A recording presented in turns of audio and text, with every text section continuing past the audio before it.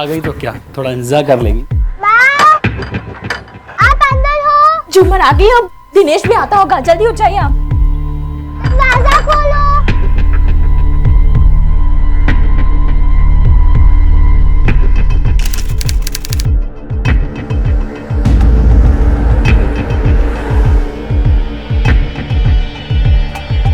चाचा, मैं आपके इधर से जा सकती हूँ अंदर? जा बेटा, जा बेटा।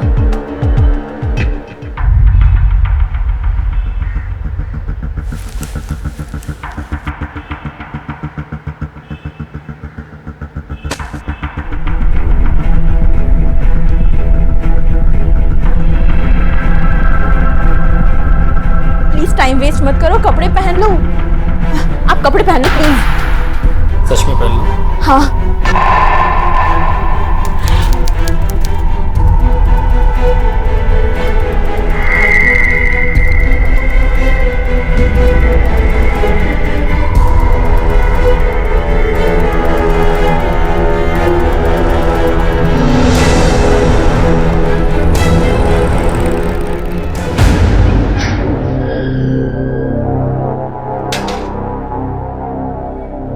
नाना नानी।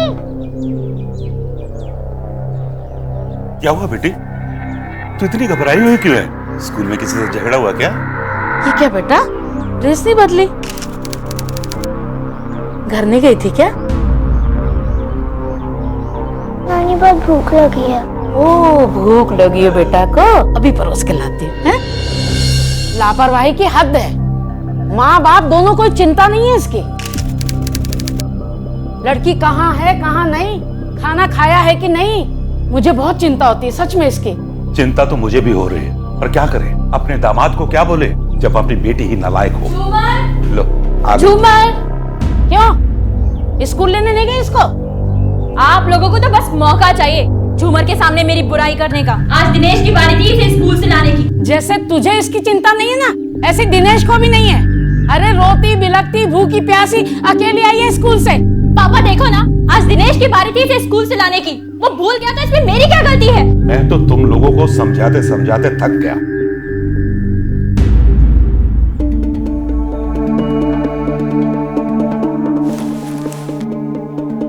स्कूल तो लेने गए नहीं, अब चैन से खाना तो खा लेने दो उसको। और भी बहुत काम है मुझे, और तुम्हारा वो निकम्मा भाई वो नहीं ला सकता इसे स्कूल से। बेटी उसकी है या तुम्हारी? जब बच्ची पाल नहीं सकते तो पैदा क्यों की थी? अनाथों की तरह रह रही है माँ बाप के होते हुए। आपको बोला था ना मैंने इसको लेके आने को, क्यों नहीं लेके आए? अच्छा, मेरे पास कोई और काम नहीं है, हैं? अरे शांत हो जाओ, मैं हाथ जोड़ता हूँ तुम सबके। एक काम बोला था वो भी नहीं हुआ आपसे, बस आके अभी हक जताना पड़ता है आपको। तो सिर्फ मेरी जिम्मेदारी है इसकी देखभाल करना? मैं साला नौकर बन गया हूँ यहाँ पे। दोनों तय कर लिया करो किसको लाना है किसको ले जाना है। हाँ तो समझाओ अपनी इस बेटी को।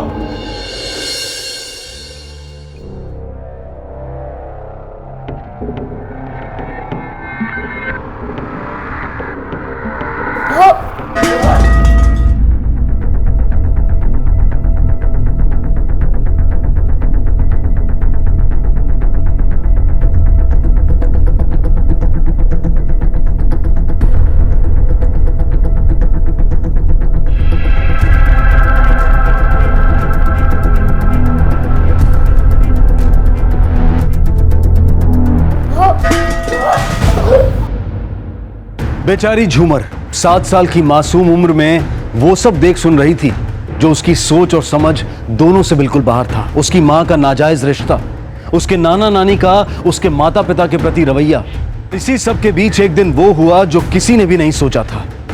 झूमर लापता हो गई। झूमर, झूमर, झूमर, कहाँ है मेरी बच्ची? कहाँ है? यहाँ तो नहीं आई।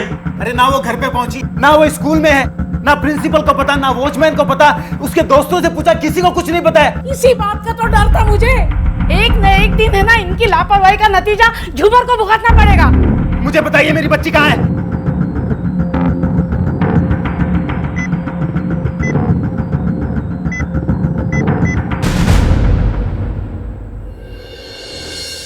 आप लोगों ने अपनी बच्ची को आखिरी बार कब देखा था?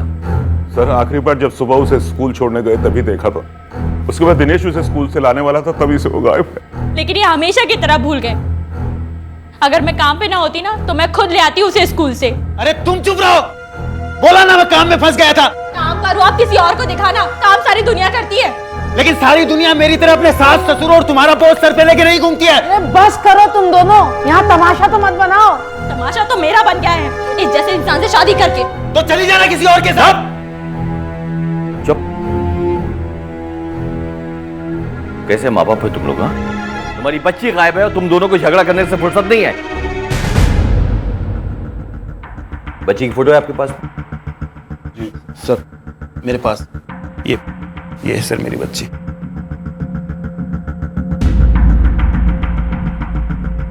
कॉपीज बनाओ। Yes sir. आप लोग बाहर वेट कीजिए। इन लोगों को देख के तो ऐसा लगता है सर लड़की खुद परेशान होकर भाग गई होगी। नहीं गोयल, एक 7 साल की बच्ची घर से भागने की जरूरत नहीं कर सकती। लड़की स्कूल के बाद गायब हुई है, इसलिए हमें स्कूल से ही शुरुआत करनी चाहिए। बच्चों, ये अंकल आपसे कुछ सवाल पूछेंगे। आपको जो भी पता है सब अंकल को बताएंगे, ठीक है? Thanks ma'am. Good morning everybody. अब आप लोग ये बताइए कि कल आप में से किसने झूमर से बात की थी? किसी से हुई थी? कोई जानता है कि वो कहाँ है? दरअसल वो किसी के साथ ज्यादा घुलती मिलती नहीं थी, लेकिन नीलू उसकी अच्छी फ्रेंड है, शायद उसे कुछ पता हो। बुलाइए। नीलू बेटा यहाँ आओ। नीलू बेटा यहाँ आइए। अच्छा आप एक बात बताइए, झूमर आपकी फ्रेंड है ना? अच्छा कल आपकी उससे कुछ बात हुई थी? यस, मैथ्स के पीरियड में वो बहुत परेशान थी। सभी ने कॉपी निकाल ली है? सब नोट करिए। झूमर, तू मुझे अपनी पेंसिल देगी? मैं अपनी पेंसिल घर पे भूल आई।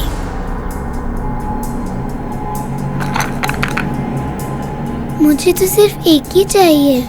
तो रख ले इन्हें, मुझे अब इनकी जरूरी नहीं है। क्यों? मुझे स्कूल बिल्कुल पसंद नहीं है, मैं भाग जाऊंगी इधर से। तो रख ले ये। नीलू, झूमर क्लास में बात कर रही हो? Behave yourself। अच्छा बेटा, और कुछ कहा उसने? No sir. जाइए।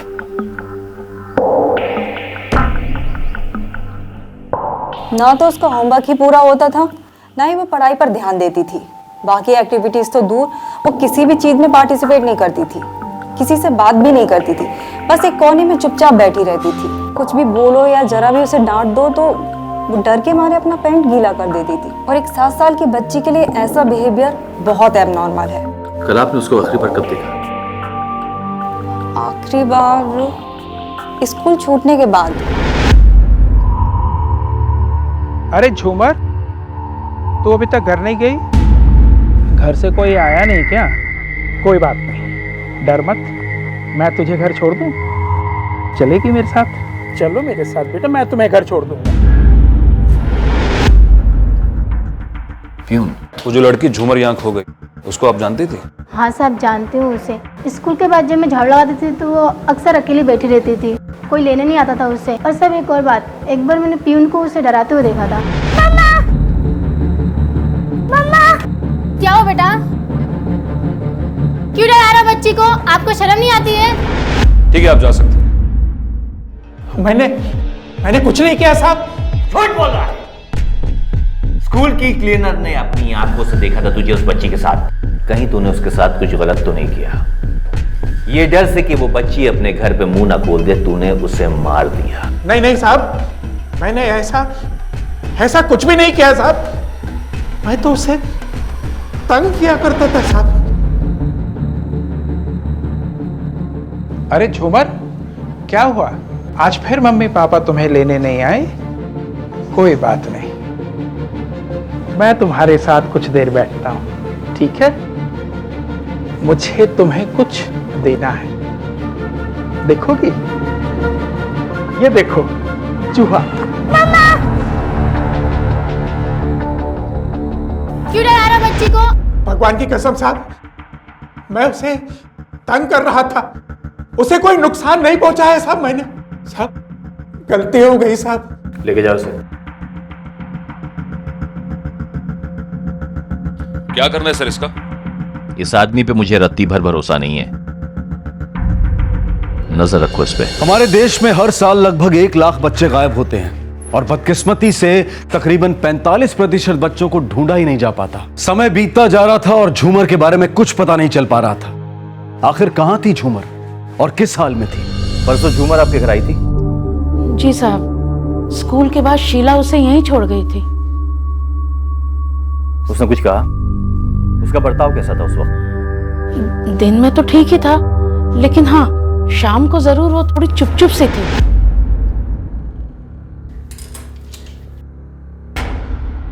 क्या हुआ झूमर बेटा? है क्या हुआ? इतनी घबरा क्यों रही है बेटा? किसी ने कुछ कहा क्या? है क्या हुआ बेटा? अरे क्यों? पता नहीं साहब, उसने ढंग से खाना भी नहीं खाया था, घर भी वापस नहीं जाना चाह रही थी, यहाँ तक कि दिनेश के साथ भी जाने को तैयार नहीं थी, जबकि सबसे ज्यादा प्यार वो अपने पापा से ही करती है। मुझे यहाँ नाना नानी के पास रहना है। देखो बेटा, बहुत देर हो चुकी है, मुझे एक इम्पोर्टेंट मीटिंग में जाना है। चलो जल्दी चलो। बोलो ना नाना, बोलो ना नानी। अगर वो इतना जिद कर रही है तो आज का दिन रहने दो ना। ठीक है। इंस्पेक्टर साहब, ये है ना, मेरी बच्ची को मेरे खिलाफ भड़काते हैं। इन लोगों की वजह से इंस्पेक्टर साहब, मेरी बच्ची मुझसे दूर गई है। उस दिन है ना, इन्होंने पता है क्या किया? चलो अच्छा है, कुछ दिन तो घर के झंझट से दूर रहेगी।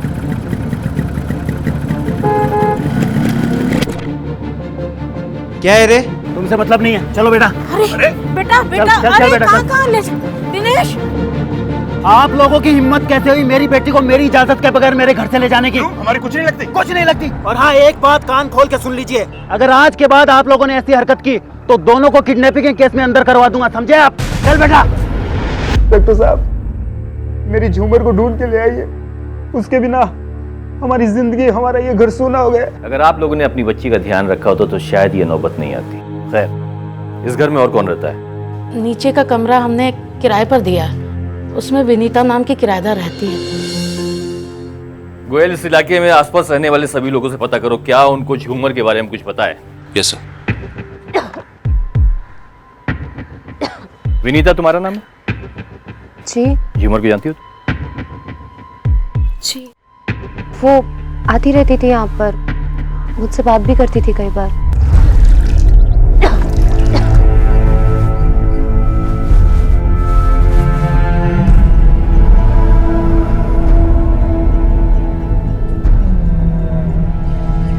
क्या हुआ? फिर से झगड़े सब? मेरी वजह से। चल रोते नहीं। हाँ, तुझे क्या पसंद है? रंग ना, हम रंगोली बनाए, चले? चल। अब जा ले आ उसे। हाँ हाँ, अब मैं ही लेकर आऊं? हर जगह मैं ही गलत होती हूँ। आप सब तो दूध के दुले हुए हो। झूमर, तुम्हें किसने कहा था बाहर आने को? और कितनी बार कहा है बाहर वालों से दूर रहा करो। चलो घर। विनीता, तुम परेशान मत हो, उसकी तो बुद्धि मारी गई है। हाँ,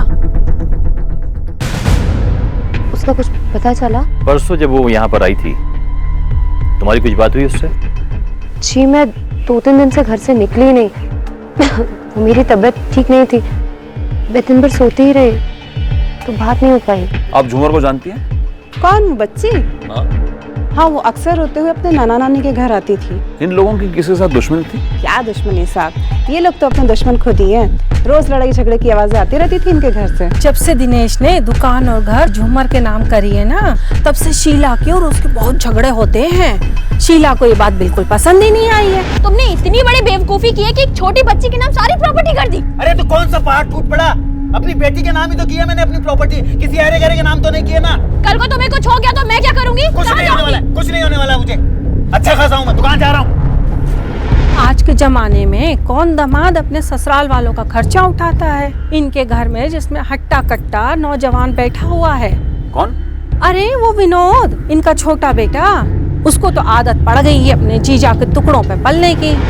जीजा जी, जीजा जी, वो मेरी गाड़ी ठुक गई थी, 2 दिन से गैरेज में डली है। 2000 रुपये की जरूरत है, अभी आप दे दीजिए, मैं आपको जल्दी लौटा दूंगा। आज तक लौटाए तुमने जो अब लौटाओगे? भिखारी भी भीख मांगता है तो भी कड़ी धूप में मेहनत करता है। आ जाते हो मांगने के लिए। ये लो पूरे 2000 हैं, पकड़ो। अगर ये भिखारियों की तरह पैसा देना है ना, तो अपना पैसा आप अपने पास रखिए, मैं कहीं और से मैनेज कर लूंगा।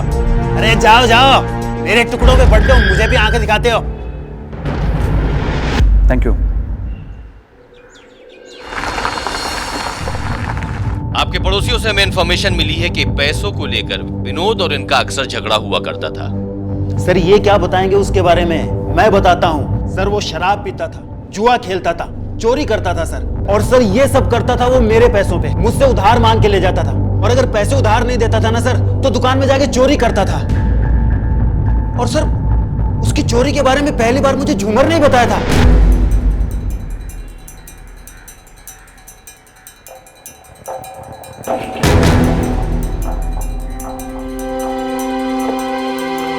पैसे कहाँ गए? कल मामा ने ले लिए थे। मामा ने? कब? मैं उनको देखा था कल लेते। क्या साला अपने घर में चोरी करता है? छोड़ो नहीं आज। दादी छोड़िए मुझे। छोड़ो, चोरी करता है। मेरी बात सुनिए, मैंने कोई चोरी नहीं की। तूने चोरी नहीं की? झूमर ने बोला है मुझे, उसकी बात पे विश्वास है मुझे, वो झूठी बोलती। अरे छोड़िए, वो 7 साल की बच्ची, आपको उस पर यकीन है, मुझ पर यकीन नहीं है। अरे यकीन है, वो झूठ नहीं बोल सकती है। अरे मार डालेगा क्या? छोड़ना उसको। बस करो, बस करो। अरे छोड़िए आप। लोग देख रहे हैं, क्या कर रहे हो? झूमर चल, बहुत तमाशा हो गया आपके। छोड़िए।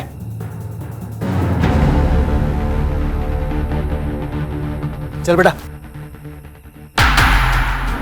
सर उसी ने किया है ये, उसे यहाँ पुलिस स्टेशन लाइए सर, उससे अच्छी तरह पूछताछ कीजिए प्लीज। मेरी बच्ची मुझे दिला दीजिए please sir. Goyal. Yes sir. Vinod को लेकर आ। Right sir.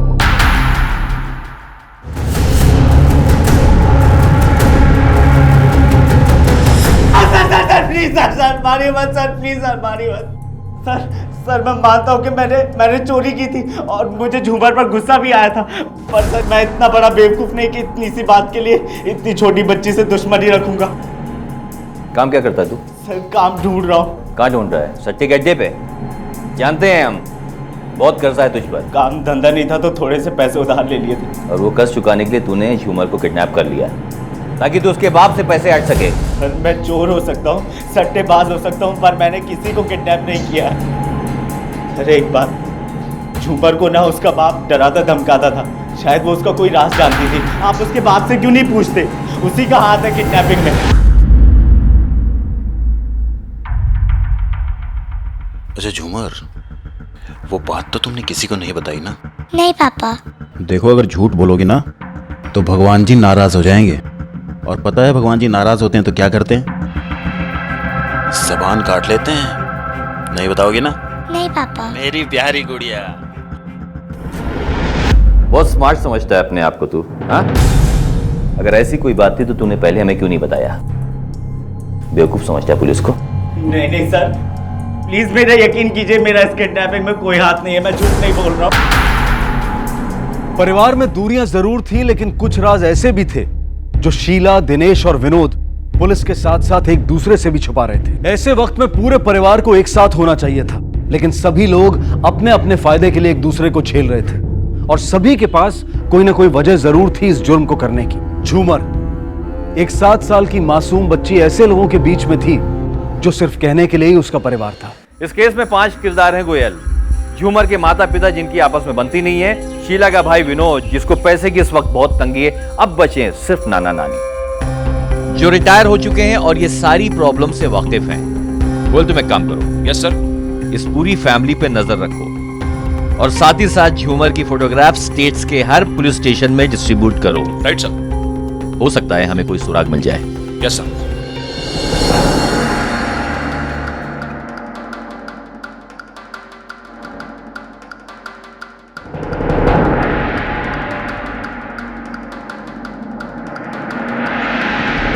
सर ये वही आदमी है जिसने झूमर को कार में बैठते हुए देखा था। ये झूमर के स्कूल के बाहर रोज बैठता है। तुम यकीन के साथ कह सकते हो कि वो बच्ची झूमर ही थी? ये वही लड़की थी साहब। उस दिन क्या हुआ था साहब? उस दिन वो स्कूल के गेट के पास देर तक बैठी रही और एक कार तेजी से आई और उसमें बैठ गई। कार कौन सी थी, नंबर नोट किया था? जी नहीं साहब, पर कार काले रंग की थी साहब। ठीक है, जाओ तुम। झूमर अगर उस कार में बैठी है तो इसका मतलब ये है कि उस कार में जो भी था वो उसे अच्छी तरह से जानती थी। इस तरह की डरी सहमी बच्ची किसी अनजान व्यक्ति के साथ में कार में क्यों बैठेगी?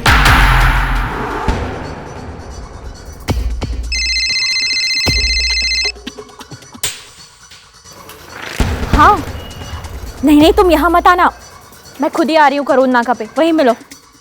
Okay okay bye.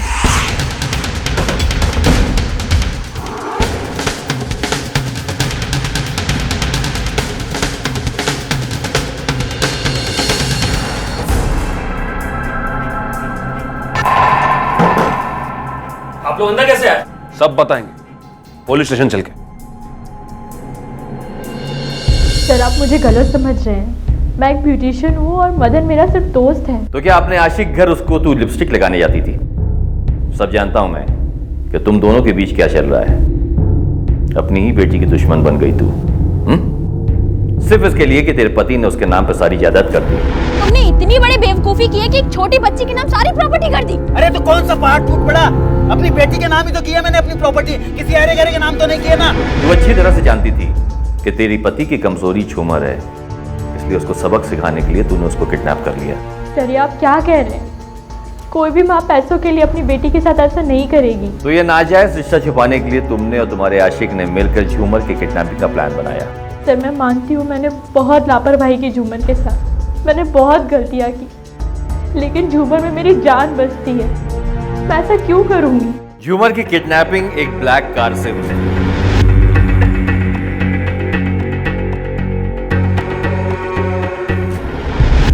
तेरे पास भी एक ब्लैक कार। छोड़ दीजिए सर, मैं सच कहता हूँ झूमर और उसकी किडनैपिंग से मेरा कोई लेना देना नहीं है।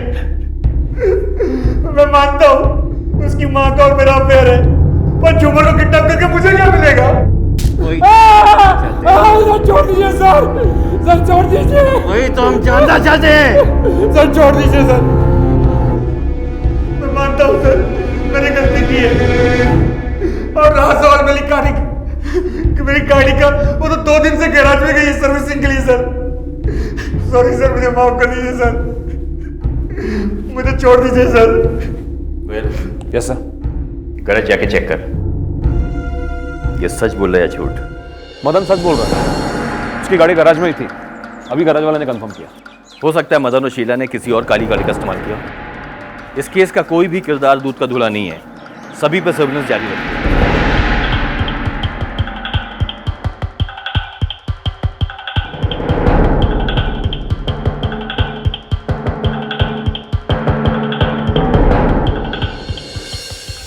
पुलिस को भी यकीन हो गया था कि झूमर जिस माहौल में पल बढ़ रही थी वो एक बच्चे के लिए बिल्कुल भी सही नहीं था। हालांकि उसके परिवार वाले दावा तो कर रहे थे कि वो झूमर से बहुत प्यार करते हैं, लेकिन झूमर के प्रति उनका बर्ताव कुछ और ही कह रहा था। पुलिस के शक की सुई सबकी तरफ घूम रही थी, क्योंकि सबके पास कोई ना कोई मकसद जरूर था झूमर को नुकसान पहुंचाने का। वक्त बीतता जा रहा था और पुलिस के हाथ अब तक कोई कड़ी, कोई सबूत नहीं लगा था, और ऐसे में झूमर के परिवार वालों के आपसी रिश्ते और खुलकर सामने आने लगे। सर मैंने दिनेश के कॉल रिकॉर्ड चेक किए, मुझे एक अजीब सी बात मिली सर। कौन सी बात?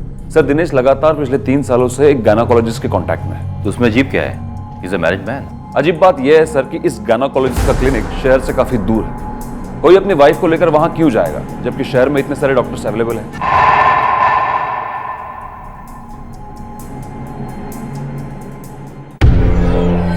दिनेश अग्रवाल को जानते हो तुम? दिनेश अग्रवाल? हाँ सर, मैं उसे जानता हूँ। वो कई बार मेरे पास आया एबॉर्शन की दवाई लेने के। मैंने उसे कई बार समझाया कि एबॉर्शन की दवाइयाँ बार बार लेना खतरे से खाली नहीं है। तुमने उसे गर्भपात की दवाई दी ये जानते हुए कि ये इलीगल है? मुझे लगा कि सर वो बहुत मजबूरी में है सर, इसलिए मैंने दवाई दी सर। मजबूरी में? तो डॉक्टर बनने के लायक नहीं है। लेके जाओ उसको। जाओ उसको।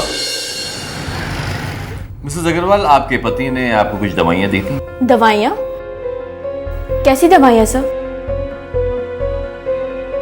Abortion pills. Abortion pills? मैं क्यों लूंगी सर? मैंने कोई दवाई नहीं ली। जी सर।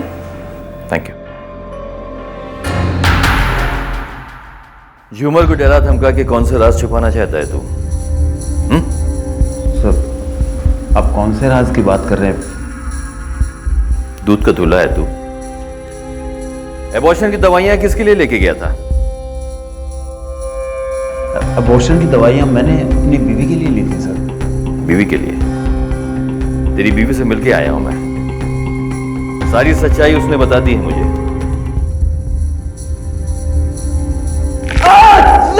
सर सर सर मैं सच कह रहा हूं सर, मेरा यकीन कीजिए सर। सर सर,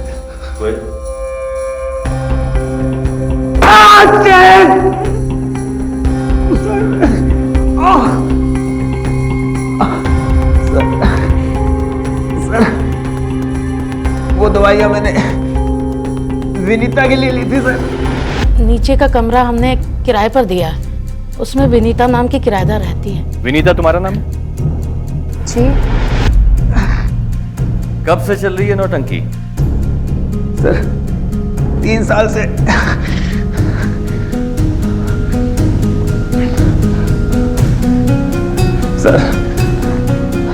सर झूमर को मेरे और विनीता के बारे में पता चल चुका था सर।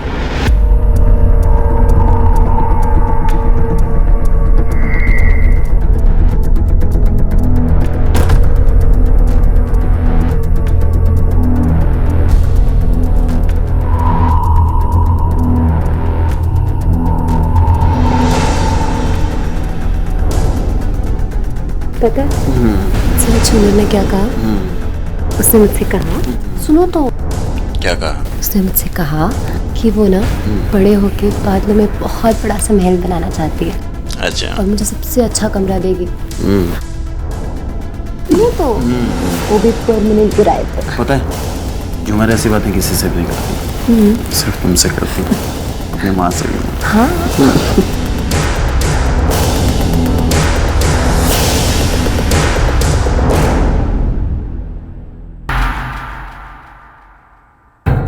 झूमर,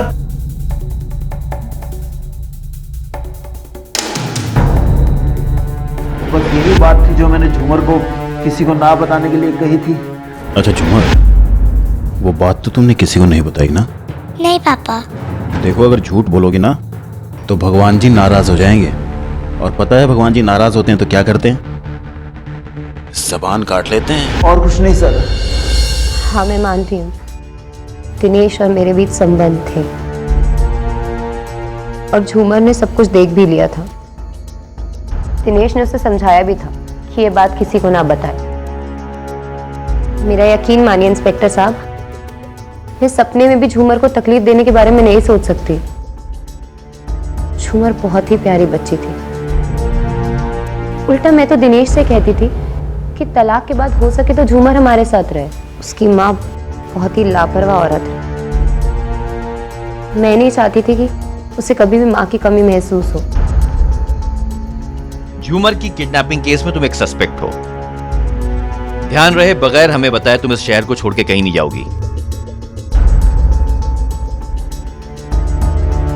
गोयल, कहीं ऐसा तो नहीं कि दिनेश और विनीता के अफेयर के बारे में शीला को मालूम पड़ गया और अपने पति को सबक सिखाने के लिए उसने झूमर को गायब करवाया? सर ये लोग अपनी अपनी जिंदगियों में इतने उलझे हुए हैं कि इन्होंने झूमर पे कभी ध्यान ही नहीं दिया। अभी भी ये लोग सिर्फ अपने बारे में सोच रहे हैं, बच्चे की किसी को परवाह ही नहीं है। इन पे कड़ी नजर रखो। Yes sir. इनके कॉल रिकॉर्ड चेक करवाओ। इनमें से जो भी किडनैपिंग में इन्वॉल्व है, भले ही कितना भी शातिर हो, कोई ना कोई गलती तो जरूर की होगी उसने। Yes sir. सर कोई खबर? तलाश जारी है सर, लेकिन अब तक कुछ पता नहीं चल पाया। जल्दी करो, क्योंकि जितना वक्त बीतेगा उतना उस लड़की की जान को खतरा बढ़ेगा। Okay sir.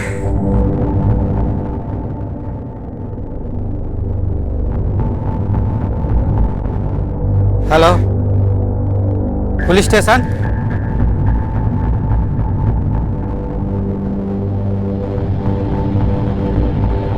Sir any information? Yes sir, control room से फोन आया था सर। किसी ने 100 नंबर पे फोन करके एक ब्लैक कार के बारे में बताया है, जिसकी डीकी से कुछ आवाज आ रही थी सर, और कार का नंबर भी दिया है। Quite possible. तुम एक काम करो, गाड़ी के नंबर से गाड़ी के मालिक का पता करो और उसके फोन को ट्रेस करो। इससे तुम्हें उसकी लोकेशन मिल जाएगी। Make it fast. कौन? Okay sir.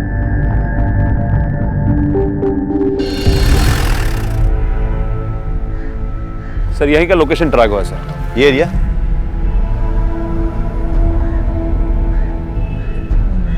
ये पूरा एरिया चेक करो। Okay quick.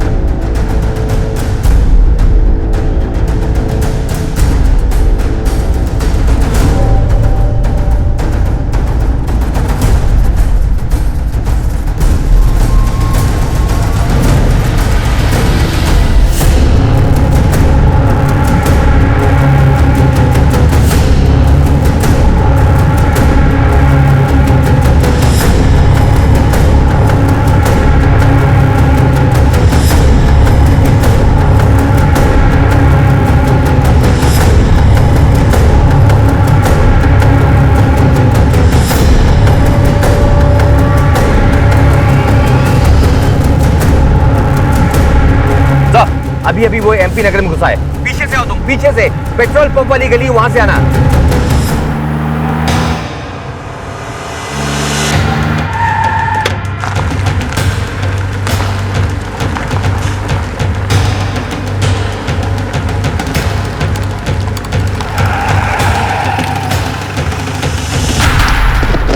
साहब मैंने कुछ नहीं किया साहब। बोल बच्ची का है? बोल बच्ची का है? साहब मैंने कुछ नहीं किया साहब। कहाँ है बच्ची? पकड़ इसको, पकड़। साहब मैंने कुछ नहीं किया साहब। लो सवाल उसको। साहब मैंने कुछ नहीं किया साहब।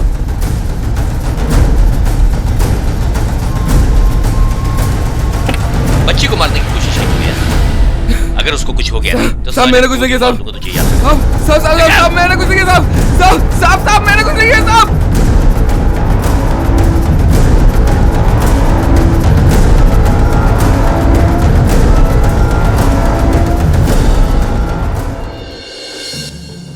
झूमर को तुमने ही किडनैप कराया ना अपने भाई की मदद से?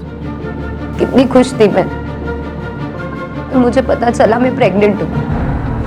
पर दिनेश खुश नहीं था।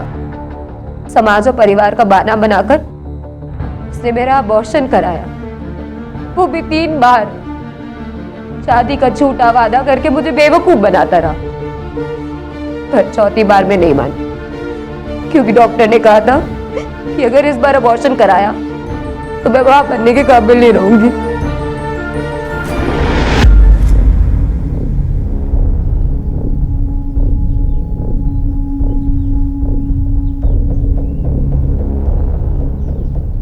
पागलपन छोड़ो विनीता, ये दवाई खा लो, सब ठीक हो जाएगा। नहीं दिनेश, इस बार नहीं। इस बार मैं अपना बच्चा नहीं गिराऊंगी। अरे 3 महीने हो गए हैं, अब अगर थोड़ा भी वक्त निकाला तुम्हारी जान को खतरा है। क्यों दिनेश? हाँ, हर बार मैं ही क्यों समझूं? क्यों हम चोरी छुपे मिलते हैं? क्यों तुम मुझसे तलाक नहीं दे सकते? मतलब 3 परिवारों को एक साथ पालूं और सड़क पे आ जाऊं, हैं?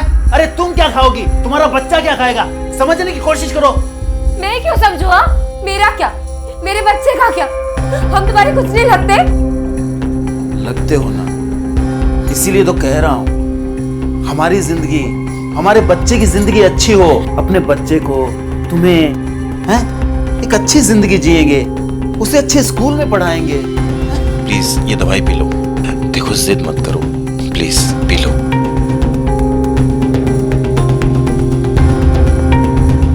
मैं मजबूर थी, इसलिए उसकी बात मैंने फिर मान ली। पर इस बार दवाइयां लेने के बाद बहुत बीमार पड़ गई। यहाँ बैठो,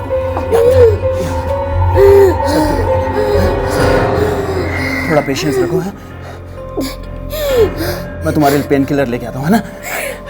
तुम कंट्रोल करो थोड़ा सा। यहाँ पे, हाँ, आराम से बैठ जाओ, बस। ठीक है, मैं भी लेके आता हूँ। मैं अकेले क्यों तड़पूं? मैं अपने बच्चे खोने का दर्द क्यों सहूं? उसे भी तो पता होना चाहिए कि एक बच्चा खोने का दर्द क्या होता है। मेरी बच्ची, घबरा मत शीला, और मैं तेरा हमेशा ध्यान रखूंगी। कहीं नहीं जाने दूंगी, तेरे साथ हमेशा रहूं। आंखें खोलना।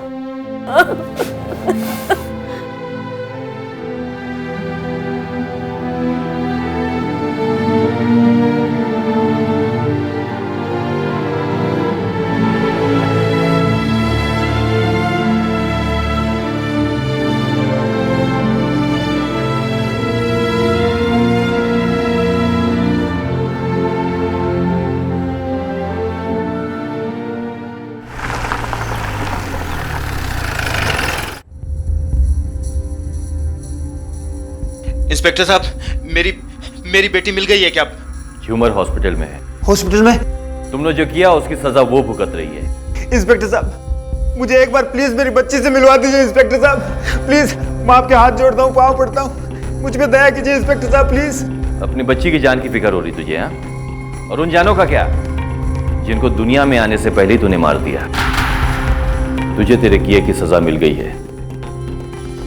इंस्पेक्टर साहब प्लीज, प्लीज एक बार मुझे मिलवा दीजिए अपनी बेटी से। इंस्पेक्टर साहब प्लीज मेरी बात सुनो, आप एक बार मिलवा दो मुझे मेरी बच्ची से। इंस्पेक्टर साहब, झूमर के पिता दिनेश को इलीगल अबॉर्शन के लिए और विनीता और उसके भाई उदय को किडनैपिंग और अटेम्प्ट टू मर्डर के जुर्म में गिरफ्तार किया गया। लेकिन जिस मानसिक तनाव और पीड़ा से झूमर को गुजरना पड़ा, उसके लिए उन सबको जितनी भी सजा दी जाए वो कम है। एक बच्चे के लिए सबसे सुरक्षित जगह होती है उसका अपना घर, उसका अपना परिवार।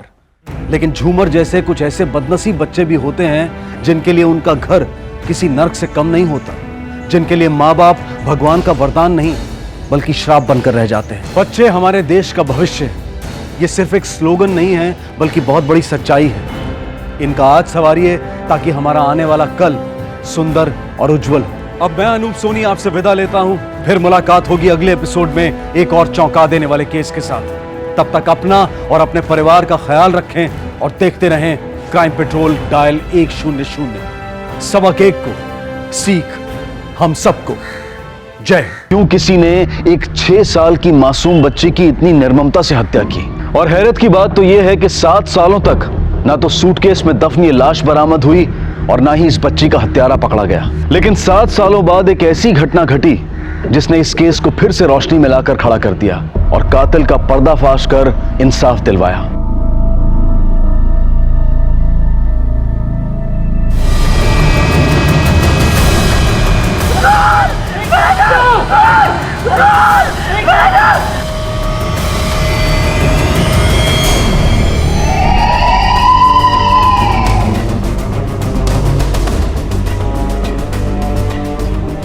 साहब, विक्टिम का नाम नैना सेठ है, ये इनका पति का घर। साहब, कोई मर्डर वेपन? सारा घर छान डाला, कुछ नहीं मिला। बेडरूम में कुछ सामान बिखरा पड़ा था, कुछ गहने और कैश गायब थे साहब।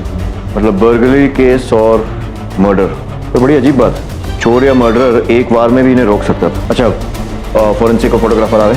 हाँ साहब, आ ही रहे। साहब, रिया बेबी को बचा लो साहब, रिया बेबी को बचा लो। बचा लेंगे, पहले आप रोना बंद कीजिए और ये बताइए कि क्या हुआ। वो आदमी साहब, छोड़ो मुझे, छोड़ दो रिया बेबी को, छोड़ दो सर, छोड़ो साहब, रिया बेबी को ढूंढो सर। देखिए, हम पूरी कोशिश करेंगे उन्हें ढूंढने की, लेकिन आप भी शहर छोड़कर मत जाइएगा। पूछताछ के लिए आपकी जरूरत पड़ सकती है। शिंदे कुठे? खाली साहेब, लोकांची विचारपूस करतायत।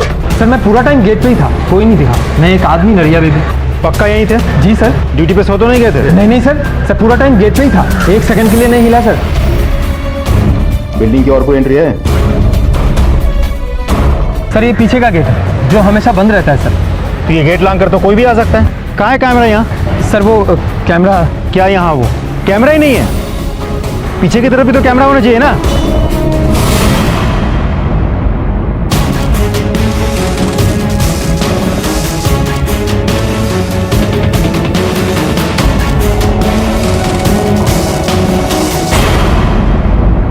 तो ब्लाइंड स्पॉट तो फिर भी समझ में आता है, लेकिन यहाँ तो पीछे के पूरे सेक्शन में एक भी कैमरा नहीं है। मतलब मर्डरर शायद वहीं से आया और वहीं से गया होगा।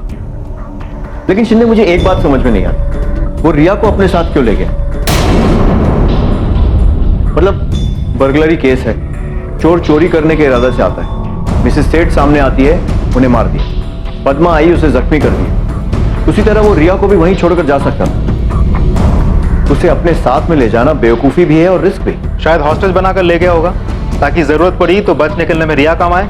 अगर वैसा होता तो रिया आसपास ही कहीं मिल जाती, क्योंकि बिल्डिंग से बच निकलने के बाद वो रिया को ज्यादा दूर अपने साथ नहीं ले जाएगी, अनलेस रिया को किडनैप करना ही उसका मोटिव। तो फिर ये रॉबरी वगैरह पुलिस को गुमराह करने के लिए।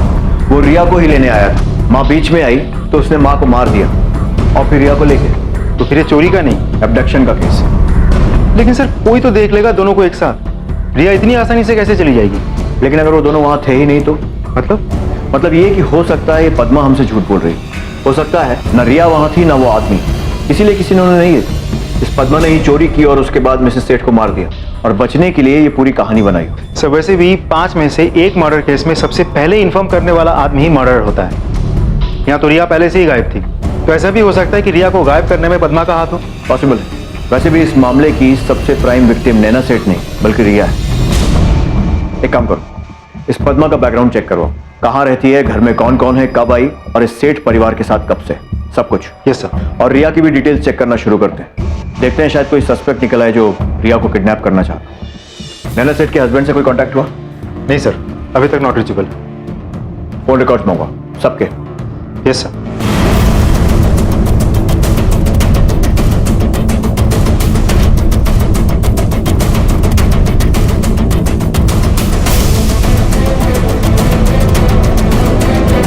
साहब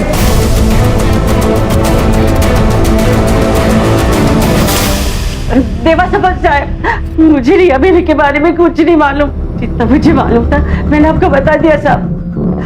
मुझे जितनी रिया बेबी की पड़ी है था उतनी उसके माँ बाप को भी नहीं पड़ी थी साहब। इसका क्या मतलब हुआ कि उसके माँ बाप को नहीं पड़ी थी? अरे नैना हो तुम, जल्दी चलो, लेट हो रहे हैं यार। हाँ चलिए, फास्ट चलिए। मैडम जी, हम बेबी को बहुत तेज बुखार है। इसे छठे माले पे डॉक्टर है, वहाँ पर दिखा दो। नैना ये तुम्हारी कोई स्टूपिड किटी पार्टी नहीं है यार, डिनर है, चलो जल्दी। दोनों ने मिलकर उस मासूम बच्ची का सत्यानाश कर दिया था। मैं जानती थी कितना रोती थी वो, कितनी दुखी थी वो, क्या मांगती थी। थोड़ा सा प्यार, थोड़ा सा साथ। पता नहीं रिया बेबी कहाँ होंगे साहब। ठीक है, अभी तुम जा सकती हो, लेकिन शहर छोड़कर मत जाना। जी साहब। पता करना पड़ेगा। यस सर, वो इंदर सेठ, रिया का बाप, वापस आ गया है। अच्छा हुआ मर गई नैना, डिवोर्स मांग रही थी। अब कम से कम मुझे एलिमनी तो नहीं देनी पड़ेगी। और सर आप उस नैना को जानते नहीं थे, एक लालची औरत थी वो। और रिया, चलिए माना पत्नी से नफरत थी, पर बेटी की तो फिक्र होगी ना आपको। She was a problem child. 1 minute चैन का मैंने नहीं बिताया इसकी और इसकी मां की वजह से। एनीवेज, आप नहीं समझे। हमारा एक कांस्टेबल यहाँ रहेगा पूरे समय। आप शहर छोड़कर नहीं जाएंगे, पूछताछ करने के लिए आपकी जरूरत पड़ सकती है। देखिए इंस्पेक्टर, मैं एक बिजी आदमी, जो भी करना है कीजिए, लेकिन इस शहर के अंदर 100% रिया ही नैना का खून कर कर भागी और इसीलिए अभी तक मिल नहीं रही है। ये आप क्या कह रहे हैं? मैं बिल्कुल सही कह रहा हूं इंस्पेक्टर। दोनों एक दूसरे को बर्दाश्त नहीं कर सकती थी, हमेशा तू मैं होती रहती थी। इनफ इज इनफ रिया, आवाज नीची करके बात करना रिया मुझसे। Mom please, why you interfering in my life? Please stop it and please go. इस घर में वही होगा जो मैं चाहूंगी। तुम्हें हर काम मेरी मर्जी से करना पड़ेगा और ये बात भूल जाओ कि तुम कॉलेज की ट्रिप में जा पाओगी। दोनों एक दूसरे को गाली देती रहती थी और मैं बस खड़ा होकर सुनता रहता था। जिस मर्डरर ने इतने वार करके नैना सेठ को मारा, उसने पद्मा को सिर्फ एक छोटी सी चोट देकर जिंदा छोड़ दिया। हजम नहीं होता। सर पद्मा के बयान में उसने कहा था कि रिया ने उसे बचाने की कोशिश की थी, तो सर ऐसा भी तो हो सकता है कि मर्डरर ने उसकी बात सुनकर पद्मा को जिंदा छोड़ दिया हो। अब ये पद्मा या तो उस मर्डरर के साथ मिलकर काम कर रही है या फिर ये रिया उस मर्डरर के साथ मिली हुई है। वैसे भी वो अपनी माँ से नफरत करती थी। उसके पिता का भी मानना है कि वो अपनी माँ की जान ले सकती है। सर ये प्यार व्यार का तो चक्कर नहीं है, दोनों एक साथ घर से भागना चाहते थे। माँ ने देख लिया तो माँ की भी जान ले ली। और इसीलिए शायद कातिल ने इतने वार किए, क्योंकि जब कोई मर्डर इमोशन से जुड़ा होता है तो ऐसा ही होता है। और पोस्टमार्टम रिपोर्ट के मुताबिक भी नैना पहले ही वार में मर गई थी, लेकिन फिर भी उस पर इतने सारे वार किए गए। तुम उसकी बिल्डिंग के फ्रेंड्स और कॉलेज में पूछो और टेक्निकल एक्सपर्ट बुलाओ ताकि सोशल मीडिया में उसके अकाउंट्स चेक कर सकें।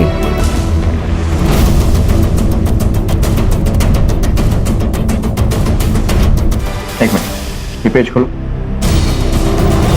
Burn alone will die alone, मरने से क्यों डरूं, धोखा तो मुझे लाइफ ने दिया है, जन्म देकर मौत दी, thank you, happy mother's day.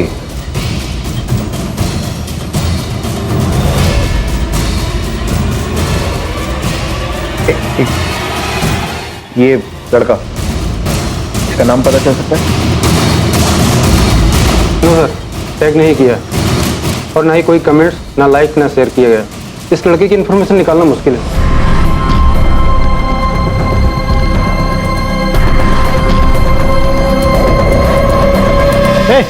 इधर आओ। तुम्हें बुला रहा हूँ इधर। क्या सुन रहे थे चुपके से? कुछ नहीं साहब। कुछ नहीं? सच बता, नहीं तो उल्टा लटका के मारूंगा मैं। साहब मैं तो बस सुन रहा था कि कहीं कोई मेरी कंप्लेंट तो नहीं कर रहे हैं। क्यों करेगा कोई कंप्लेंट? कुछ गलत किया होगा इसलिए डर रहा है ना? साहब वो लड़की रिया, मैं उसकी मदद करता था कॉलेज से भाग निकलने में, लेकिन उसके बदले में मुझे पैसे देती थी साहब। कितनी बार हुआ ऐसा? बहुत बार हुआ है साहब। कभी किसी लड़के के साथ मिलते हुए देखा था? कुछ याद है? हाँ साहब, एक लड़का आता तो था उससे मिलने के लिए। और इस तरह इस मामले में पहली बार पुलिस को एक महत्वपूर्ण बढ़त मिली। लेकिन रिया से अक्सर मिलने वाला वो लड़का कौन था? पद्मा और इंदर पर पुलिस का शक कायम रहा, लेकिन उन्हें उम्मीद थी कि इस लड़के की खोज उन्हें रिया तक पहुंचाएगी। सिक्योरिटी गार्ड द्वारा दिए गए ब्यौरे और रिया के फेस पेज अकाउंट की बदौलत पुलिस के पास अब उस रहस्यमय लड़के की तस्वीर थी। सवाल था बस अब उसकी असली पहचान का। सर, रिया के कॉल रिकॉर्ड्स। वैसे ज्यादा लोगों के साथ तो टच में नहीं थी। पद्मा, एक आध क्लासमेट्स और प्राइवेट ट्यूशन को छोड़कर ये 2 नंबर सामने आए। ये एक कोई मिसेस रजनी, ये रहा एड्रेस, और दूसरा एक लड़का है आबिर, रजिस्टर्ड एड्रेस है किसी बॉयज हॉस्टल का। इंटरेस्टिंग। चलो दोनों से मिलते हैं।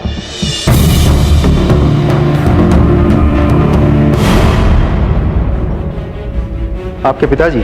नहीं नहीं, मेरे पति थे। ओह, आई एम सॉरी, मुझे इस समय ऐसे आपको डिस्टर्ब नहीं करना चाहिए था, लेकिन एक जांच चल रही है और उसी के सिलसिले में आपसे कुछ बातचीत करनी। यस ऑफ कोर्स, बताइए। करीब 2 महीने पहले आप किसी रिया सेठ से बातचीत हुई थी आपकी? रिया सेठ? मैं तो ऐसी किसी औरत को नहीं जानती। लड़की है, कॉलेज में पढ़ती है। उसी के फोन रिकॉर्ड्स में हमें आपका नंबर मिला। कुछ 3 कॉल्स घुमाए गए थे। लेकिन मैं ऐसी किसी लड़की को नहीं जानती हूँ। हो सकता है रॉन्ग नंबर हो। ठीक है, कुछ याद आए तो बता दीजिए। वैसे क्या उम्र थी आपके पति की? 65 के थे। ओके। ये औरत रजनी खुद है 40 साल की मुश्किल से, और पति 65 साल का। अचानक हार्ट अटैक से पति की मौत हो जाती है। नहीं सर, ये रजनी मुझे बहुत डाउटफुल लगी सर। शिंदे, एक काम करो, किसी को भेज कर उस पर नजर रखो। मैं भी इस एड्रेस पर पहुंच गया हूं, लेकिन ये हॉस्टल नहीं, अनाथ आश्रम है। ओके सर, चल। यस सर, बताइए क्या हेल्प कर सकता हूँ मैं? मुझे अबीर से मिलना है, बुलाइए उसे। वो तो लापता है ना सर, हमने तो कंप्लेंट भी लिखवाई थी ऑर्फन रूल्स के हिसाब से। लापता है? कब से? 4 मई से। 4 मई से? क्यों सर, कहीं उसने कुछ गलत? आपको ऐसा क्यों लगा? जी ऐसी बात नहीं है सर, लेकिन वो थोड़ा हाथ से बाहर गया हुआ लड़का है। ड्रग्स की भी लत लगी थी उसे, डिप्रेशन की वजह से। अचानक गुस्सा हो जाता है, और इतना गुस्सा मानो पागलों जैसा। मुझे अबीर के सारे रिकॉर्ड चाहिए। निकलवाता हूँ सर। आबिर के ऑर्फनेज के रिकॉर्ड्स। गुड, बट सर 5 साल की उम्र में अनाथ हुआ था, तब से अनाथालय में ही है। फिर 2008 में उसे अडॉप्ट किया गया था। किसने अडॉप्ट किया? रजनी और हर्ष वाधवा ने। रजनी? उसकी एक छोटी बहन भी है जो पिछले 7 साल से लापता है।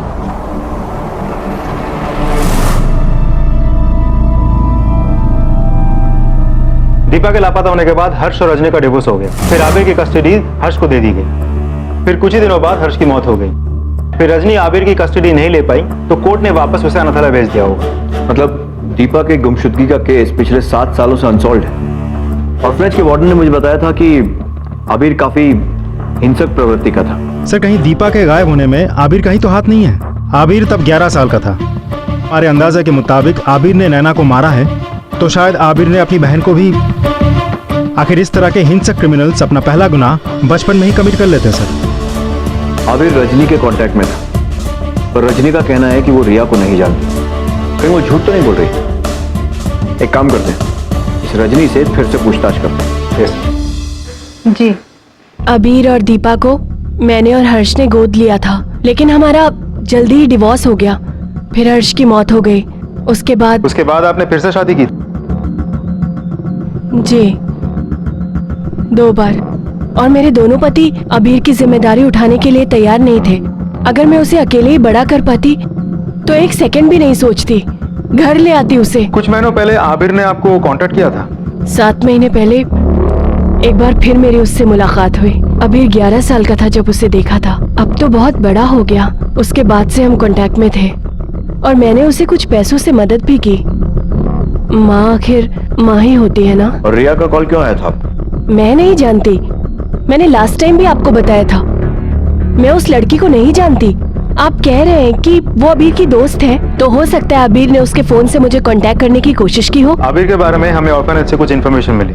पता चला कि आबिर बहुत वायलेंट किस्म का लड़का है, हमेशा गुस्से में रहता है, आसपास के लोग डरते हैं उससे।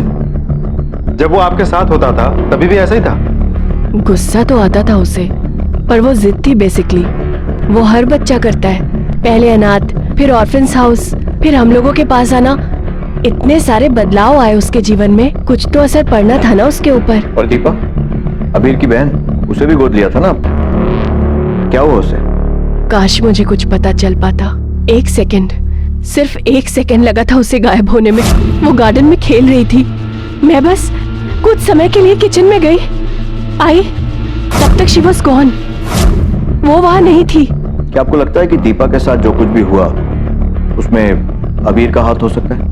नहीं सर, अबीर बहुत अच्छा लड़का है, वो ऐसे नहीं कर सकता।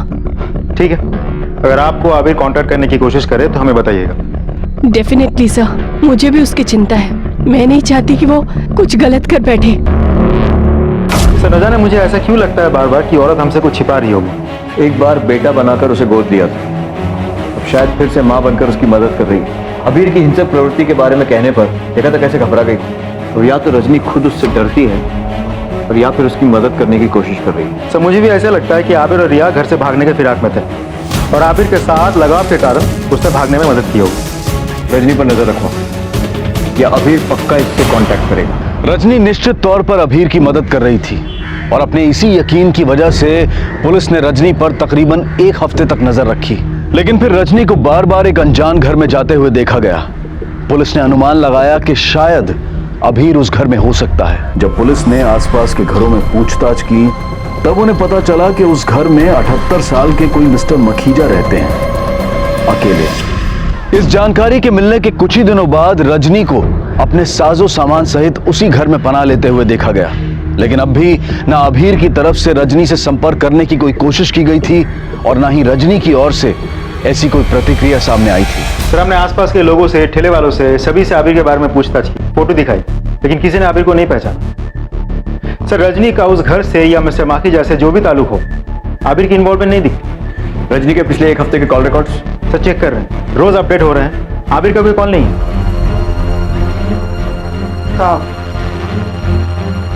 क्या है सर? आपने आबिर के फोन रिकॉर्ड्स में से अननोन नंबर्स की इंफॉर्मेशन मांगी थी।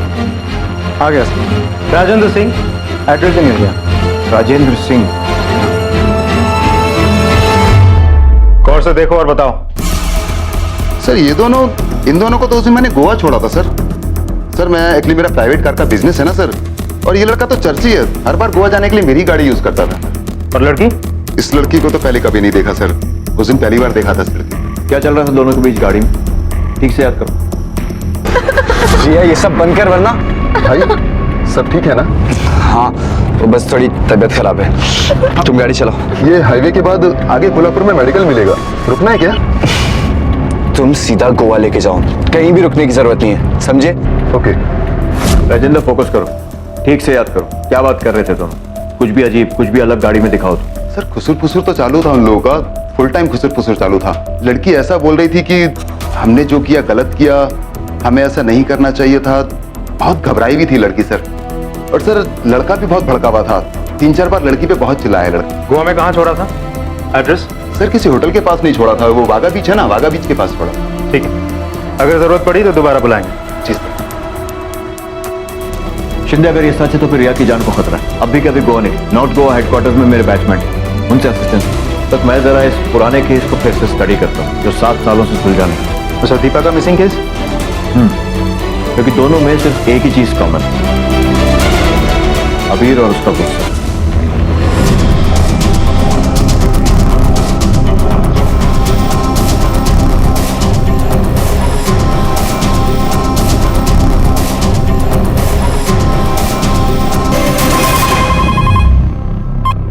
चलो सर, आबिर और रिया को पहले ट्रेस करना तो मुश्किल हो रहा था, लेकिन यहाँ के लोकल पुलिस के खबरी नेटवर्क टीम बहुत काम आई। एक खबरी ने आबिर को देखा है, उसे ये तो नहीं पता कि आबिर आता कहाँ से है, लेकिन ड्रग्स खरीदने जाता कहाँ है ये उसने देखा है। हमने इस एरिया को लोकेट कर लिया और उस ड्रग्स बेचने वाले आदमी को भी लोकेट कर लिया। पूरी टीम रेडी है, नजर टिकी हुई है, बस अभी यहाँ आबिर और रिया के आने का इंतजार है। ठीक है शिंदे, जैसी जरूरत लगे वैसा करो। जी सर। और मौका हाथ से निकलना नहीं चाहिए, लेकिन जरा ध्यान से। कबीर का कोई भरोसा नहीं है। Yes sir.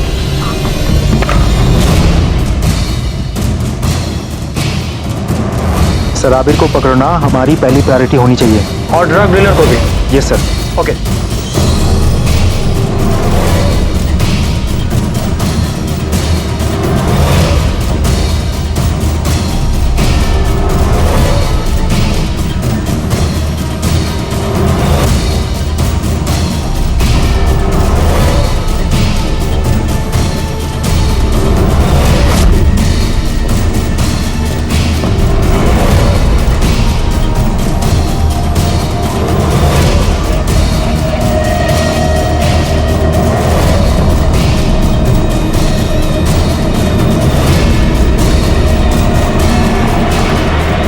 पुलिस कौन भगा है? हाँ? तेरे लिए मुंबई से गोवा आना पड़ा। बोल रिया किधर है? सर मुझे नहीं मालूम रिया के बारे में, मैंने कुछ नहीं किया सर। सब मालूम पड़ जाएगा। सर मैंने कुछ नहीं किया सर। तेरी भलाई के लिए बोल रहा हूँ, मैं तो फिर भी तुझसे सवाल पूछ रहा था। ये सर एक बार शुरू हो जाए ना तो तुझसे सवाल पूछेंगे नहीं, तेरे से जवाब उगलवाएंगे, समझा?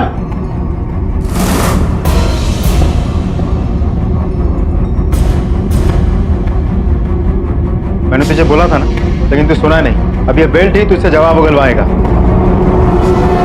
भाग गई वो, भाग गई। कहाँ? सर पता नहीं सर, मुझे लगा दैट शी लव्स मी, लेकिन सर नशा होने के बाद, मुंबई से भागने के बाद मुझे वहां पे जाके बोलती है that I am only a friend for her. अरे सर ऐसा कहीं होता है क्या? पता नहीं कौन सी दुनिया में जी रहा था मैं। फिर क्या हुआ? फिर क्या सर, अगले दिन सुबह उठ के देखा सारा पैसा और ज्वेलरी लेके भाग गई ब्लडी एस्केपिस्ट। तुझे क्या लगता है ये सब बकवास कहानी सुनाएगा और हम लोग मान लेंगे? हमने राजेंद्र से बात कर ली। राजेंद्र? हाँ राजेंद्र, और उसने हमें बताया कि तू किस तरह से रिया को धमकी दे रहा था।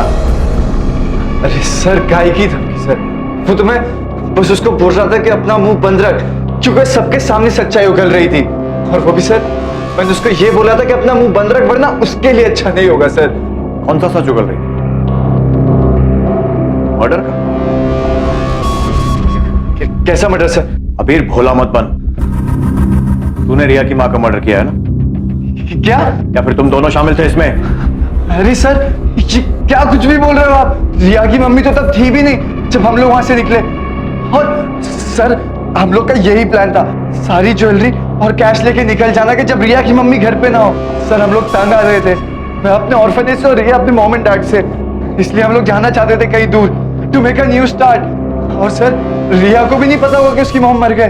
फिर से झूठ? हाँ, हमारे पास चश्मदीद गवाह है जिसने तुझे खून करके भागते हुए देखा है।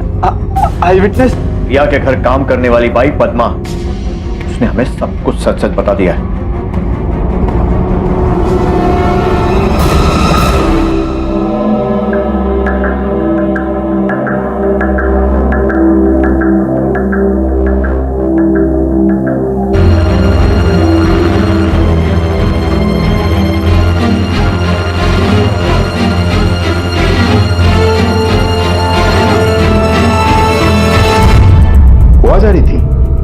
क्यों जा रही थी? मेरा गांव है वहाँ, मैं उधर से ही हूँ सर।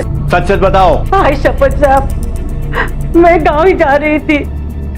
मेरे परिवार के कुछ लोग हैं वहाँ, मुझे अब नहीं रहना यहाँ। रोज रोज रिया बेबी के बारे में सोचकर, और वो नालायक इंदर साहब उनको मजा करते देख मैं नहीं देख सकती साहब। एक सच बात बोलूं, मुझे पूरा विश्वास हो गया कि रिया बेबी अब मर चुकी है। जिस हिसाब से उसका फोन नहीं आ रहा है, वो नक्कीच मर गई सर। रिया के मर्डर का बहाना देके नैना के मर्डर से बचना चाह रही थी तू? रिया के साथ जो लड़का था ना, उसे हमने पकड़ लिया है। उसी ने कहा है कि वो दोनों सिर्फ चोरी करना चाहते थे, चोरी किया और भाग गए। बची तू। वो झूठ बोल रहे सर, वो खुद को बचाने के लिए मुझे फंसा रहा है। मैंने जो कुछ भी देखा आपको बता दिया सर। वो तो मुझे भी मारने की कोशिश किया था। मैं झूठ क्यों बोलेगी सर?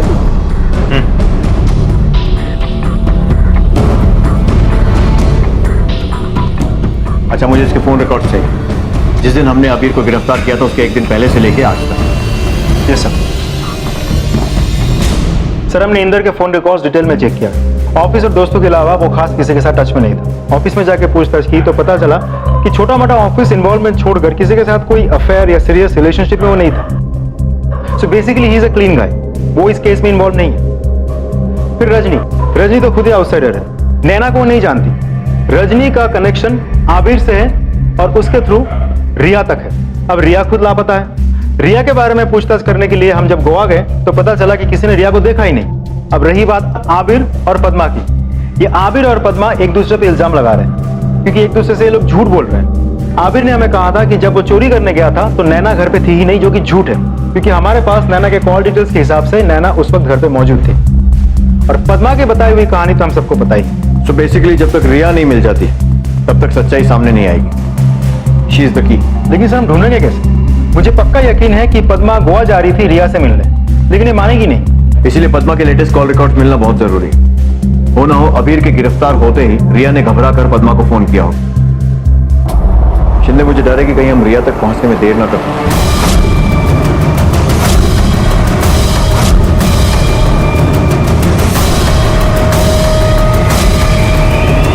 सर, आपने रजनी के डॉक्यूमेंट्स मंगवाए थे, उसका बैकग्राउंड भी चेक हो गया है सर। रजनी के तीनों पति हार्ट अटैक से मरे, तीनों 60 के ऊपर, अकेले और कोई परिवार भी नहीं। अरे रजनी का बैंक स्टेटमेंट हर पति की मौत के बाद बढ़ता ही गया। अब तो नया शिकार ढूंढ लिया उसने, मिस्टर मखीजा। उसी के साथ तो रहती है आजकल। तुमने सही कहा था शिंदे, इस रजनी के मामले में कुछ ना कुछ गड़बड़ जरूर है और कोई केस भी नहीं है। कैसे होगा सर? डेथ तो नेचुरल है। मरने के बाद तुरंत बॉडी क्रिमेट कर दी गई, कहां से मिलेगा सबूत? सिवाय उसके लास्ट हस्बैंड के, विंसेंट जोन्स, कैथोलिक, मतलब उसकी बॉडी को जलाया नहीं बल्कि दफनाया गया।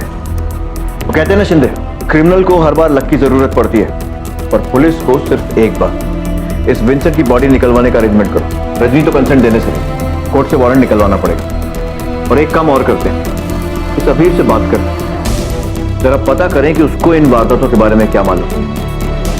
शायद इसी के जरिए उसकी लापता बहन की भी बुद्धि सुलझ जाए। Yes sir.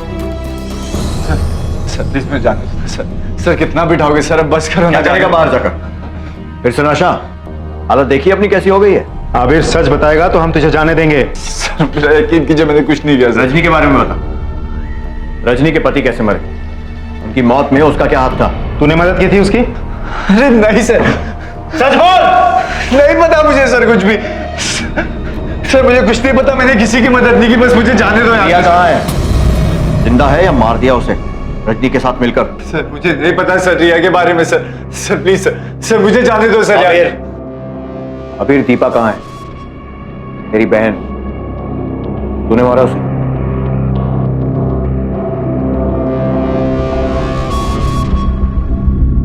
दीपू? नहीं सर, मैंने दीपू को नहीं मारा सर, और ना ही रिया को मारा सर। तुझे क्या लगता है झूठ बोलकर बच जाएगा? 10 मिनट में रजनी को यहां बुलाता हूं। दोनों माँ बेटे को आमने सामने बिठाकर पूछताछ करूंगा, सारा सच बाहर आ जाएगा। नहीं सर, सर नहीं, सर रजनी को यहाँ पे मत बुला दे सर, मुझे मार डालेगी सर। सर प्लीज सर आपके हाथ छोड़ता सर, उसको यहाँ पे मत बुला दे सर प्लीज सर, मुझे मार डालेगी सर। प्लीज सर उसको मत बुला दे यहाँ पे सर।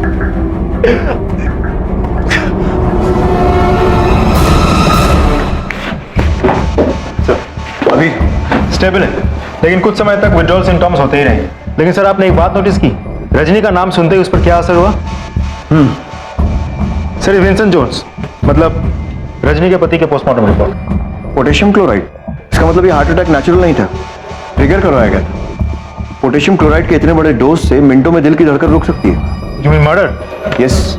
एक काम करो, अभी के अभी एक टीम लेकर जाओ, रजनी के घर की तलाशी लो, जहां वो अभी रहती है और जहां वो पहले रहती है, और उसके बाद उसे पूछताछ के लिए यहां लेकर आओ। Yes sir.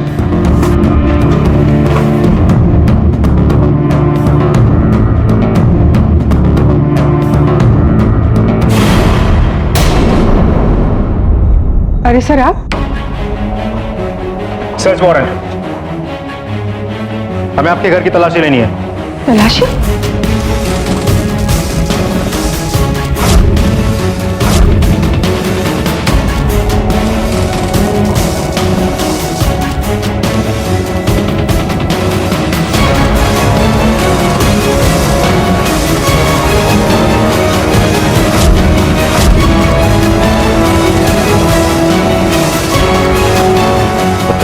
Chloride injection?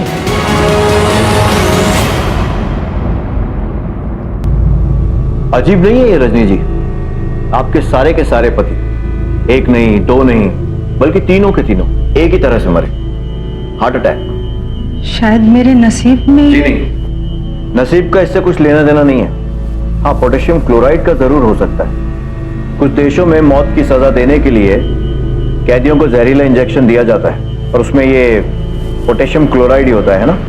और आपका आखिरी पति विंसेंट जोन्स, उसकी बॉडी पर तो सुई का निशान भी मिला है, वही सुई जिससे उसे पोटेशियम क्लोराइड का इंजेक्शन दिया गया था। And for your kind information, police की एक टीम आपके पुराने घरों पर भी छापे मार रही है। इसीलिए सच कबूल कर लो, वरना जितना झूठ बोलोगी ना उतना ही दर्द होगा जब हम सच उगलवाएंगे। मीना जी रुको, इसकी जरूरत नहीं है। नर्स होने की वजह से मेरे लिए बूढ़े अकेले बीमार पेशेंट ढूंढना बड़ा आसान था। मैं वैसे ही पेशेंट ढूंढती थी जो अमीर हो, जो मरने की कगार पर हो, फिर उसके पैसे मेरे, जायदाद मेरी। और दीपा, उसे क्या हुआ? मुझे नहीं पता दीपा को क्या हुआ। हमें पता है, हमने अबीर से बात की।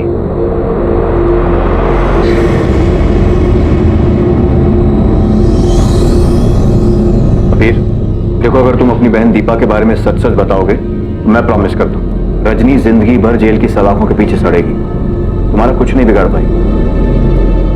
बोलो अबीर, अपने लिए ना सही, अपनी बहन दीपा के लिए ही सच बोल दो। देखो, मुझे पता है कि तुम जानते हो कि दीपा के साथ क्या हुआ था। सच बता दो, रजनी को सजा मिलेगी और तुम्हें छुटकारा उस घाव से, उस बोझ से जो तुम इतने सालों से झेल रहे हो।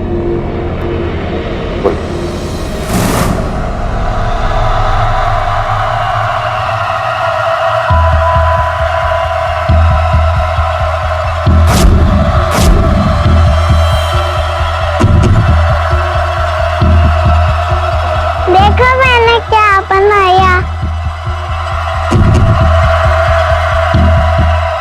Thank you.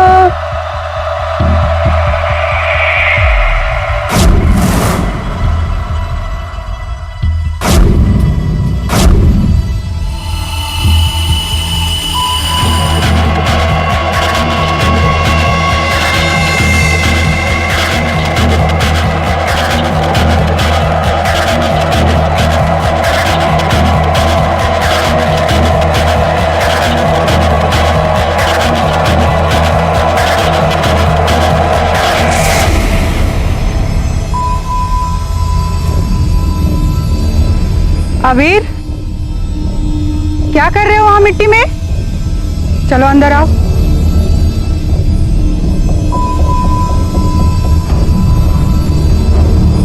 मैंने मना किया था ना वहाँ खेलने से, फिर भी खेल रहे थे। चलो अंदर आ जाओ।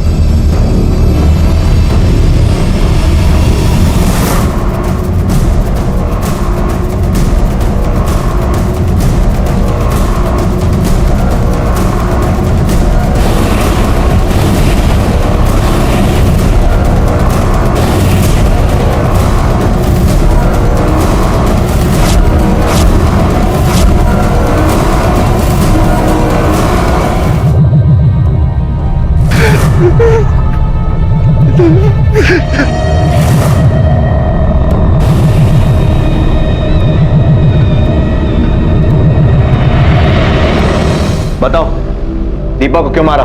बोलो। खामोश रहकर कुछ नहीं होगा, बच नहीं पाओगी। अब हमारे पास दीपा की बॉडी है और उससे भी जरूरी एक गवाह, अबीर, जिसने तुम्हें उसकी बहन को मारते हुए देखा है। हर्ष से मैंने उसकी दौलत के लिए शादी की थी, लेकिन उस बूढ़े को अचानक फैमिली की कमी महसूस होने लगी। बाप बनना चाहता था, इसलिए हमने अबीर और दीपा को गोद ले लिया।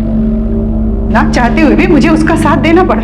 मैं जानती थी कि हर्ष कुछ दिनों में मरने वाला है, लेकिन ये नहीं चाहती थी कि उसकी सारी जायदाद दीपा और कबीर को मिल जाए। इसलिए मैंने दीपा को मार दिया और मौका देखकर मैं अबीर को भी मारने वाली थी, लेकिन तभी पता चला कि हर्ष ने मुझे ही धोखा दे दी। उसके पास कोई जमीन जायदाद नहीं थी, वो खुद कर्जे में डूबा हुआ था। मैंने उसे तुरंत डिवोर्स दे दिया और अबीर हर्ष के साथ चला गया। लेकिन कुछ दिनों में ही हर्ष की मौत हो गई और अबीर फिर से ऑर्फेनेज हाउस चला गया। लेकिन मुझे ये नहीं पता था कि दीपा को मारते हुए अबीर ने मुझे देख लिया था, नहीं तो मैं अबीर को भी नहीं छोड़ती। तो ये बताओ कि नैना के मर्डर और रिया के गायब होने से तुम्हारा क्या ताल्लुक है? मैं नहीं जानती, रिया और नैना के बारे में मैं कुछ नहीं जानती। जो सच था वो मैंने कबूल तो कर लिया ना। 7 सालों बाद नन्ही दीपा को इंसाफ मिला। यह बात साबित हो गई थी कि रजनी ने ही दीपा की जान ली, लेकिन नैना की मौत और रिया के गायब होने में उसका कोई हाथ नहीं था। आखिर पुलिस को अपना ध्यान फिर से उन 2 संदिग्धों पर केंद्रित करना पड़ा, पद्मा और अबीर। लेकिन पुलिस के अनुभव और अचूक परख की बदौलत ये गुत्थी भी सुलझ गई। पद्मा के कॉल रिकॉर्ड्स ये देखो, इनकमिंग और आउटगोइंग कॉल कोड देखो। गोवा का है। उन्होंने अबीर के अरेस्ट होने के बाद बौखलाई हुई रिया ने पद्मा को कॉल किया होगा गोवा से, और इसीलिए वो एकाएक गोवा के लिए निकल पड़ी। एक काम करो, ये लैंडलाइन नंबर्स कहाँ के ट्रेस करो और गोवा पुलिस से वहां पर रेड करने को बोलो। Yes sir.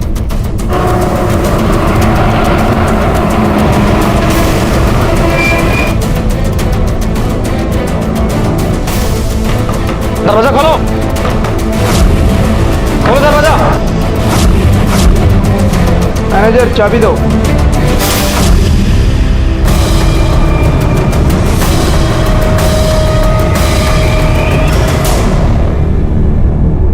अब क्यों ले जा रहे हो? अरे मैंने सब बता तो दिया। रिया, रिया बेबी, रिया बेबी तो कैसी है बेबी? रिया बेबी, बेटा घर चला। कौन सा घर? कोई घर नहीं है मेरा काकी। नहीं बेटा, ऐसे नहीं बोलते। तुम्हारे पापा है ना बेटा, पापा, वो पापा जो यहाँ तक भी नहीं है। कहीं नहीं जाओगी काकी, मैं कहीं नहीं जाऊंगी। कहीं नहीं जाओगी तुम, अब तुम सीधे जुवेनाइल जेल जाओगी। तुम्हारे बैग से तुम्हारी माँ का खून मिला है। क्या रखा था उसमें? Murder weapon. I am sure उसे तो तुमने ठिकाने लगा ही दिया होगा, लेकिन बैग से खून साफ करना भूल गई है ना? बात तो कोई फायदा नहीं है, मदद नहीं कर पाओगे उसकी, बल्कि तुम भी जेल जाओ रिया को बचाने के जुर्म में, और साथ में अबीर भी।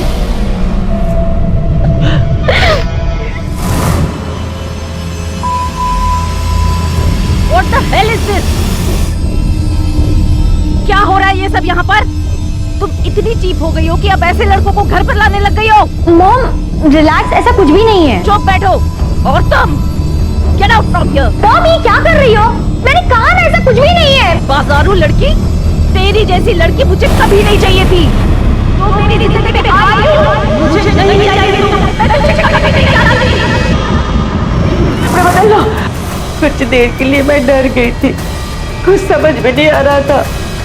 जो भी हो, रिया बेबी को बचाना था। उस घटिया औरत की वजह से मैं रिया बेबी की जिंदगी को बर्बाद नहीं होने देना चाहती थी साहब।